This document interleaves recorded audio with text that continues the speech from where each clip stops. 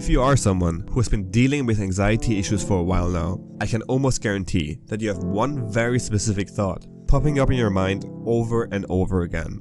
Is this really anxiety, or is it actually some other serious illness? For me, answering this question was sort of my life's mission for the 5 years I've suffered from severe health anxiety. From the moment I opened up my eyes until I went to bed, trying and struggling to sleep, I would always be analyzing my body, making sure the symptoms, the intensity and duration kind of match the descriptions of what I've read about anxiety symptoms. If something seemed a little bit different than usual, or I encountered something new, I would be in panic mode in an instant. Pacing up and down my room, trying to calm myself and get a grip of my racing and horrifying thoughts. Eventually, I would end up in front of my computer to find any sort of article or a piece of evidence that would make it possible for all of this just to be anxiety. This scenario could go two ways. Sometimes I would manage to snap out of it and actually calm down, but more often than not, I would be glued to the monitor for hours, digging and researching everything I could find out about this sensation.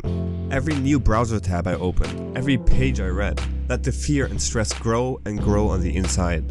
What started out as something that should have helped me realize that I was just experiencing anxiety ended up an absolute disaster.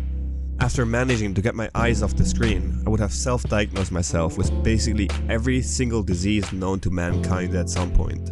And to be even double sure about my diagnosis, or to keep a little bit of hope alive for myself, I would seek up the opinions of doctors and professionals. Again, this could go two ways. I would feel fairly confident about the all clear and be leaving with a big fat smile. Or I would convince myself that the doctor was completely incompetent and begin an odyssey of doctor's appointments to find the answer I was looking for. Basically, I was just forcing a negative result.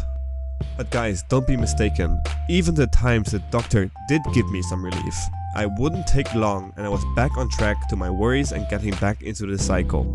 But why am I telling you all of this? It's simple. Because I'm convinced that accepting anxiety with a quick read of some article, watching a YouTube video, or even getting advice from medical professionals over and over again is just not going to happen. You are in a hyper-alerted and fearful state. Everything around and within you is scanned and analyzed for a possible threat. Your brain is so negatively wired and can't just accept facts for facts. You're fired up and ready to fight, flee or freeze. All your mind cares about is keeping you safe and will always err on the side of caution rather than chance. So this right there is why you will always end up with your catastrophic and negative thinking again, never being able to completely gain trust in your anxiety diagnosis. And if you did somehow manage to string along a couple of days with acceptance, there always seems to be that one thing, that one symptom, or that one feeling that completely brings you off track and back to where you started from. I've said it in almost all of the videos here, but your main objective for recovery has to be getting your general stress levels lowered. Any kind of reassurance can bring you some kind of short burst of relief and even happiness, but that's about it. That is never going to be enough to lower your stress levels to where they should be. In the state you're in, it will take weeks, months, or even years of real dedication and discipline for the right things. Trust me on this one, guys. I was there, where many of you are now. Completely on the edge and wired, but simultaneously fatigued and drained without a single spark of motivation left.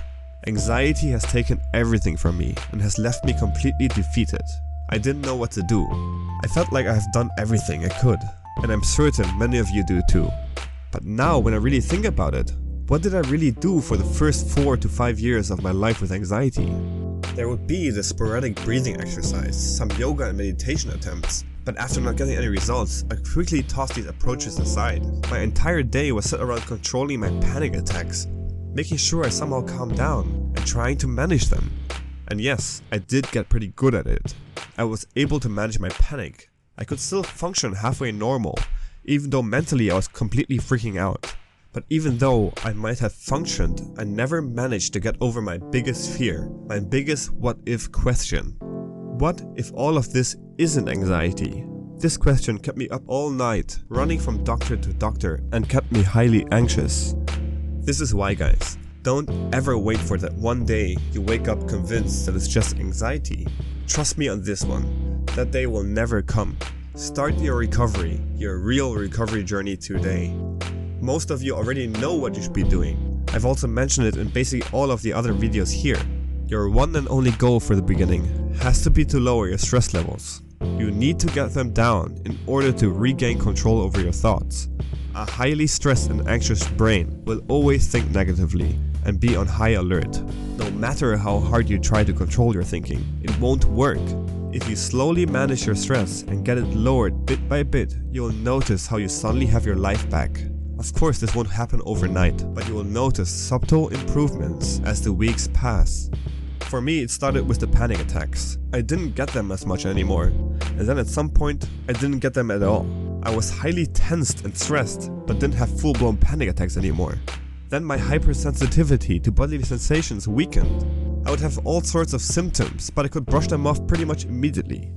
This then continued in me finally finding peace with my anxiety diagnosis and having trust in the doctors. My mind cleared up, I felt more energetic, and the last step was that soul-crushing negative thoughts and depression disappeared. So you can see, me being convinced that this was just anxiety happened pretty much at the end of my recovery.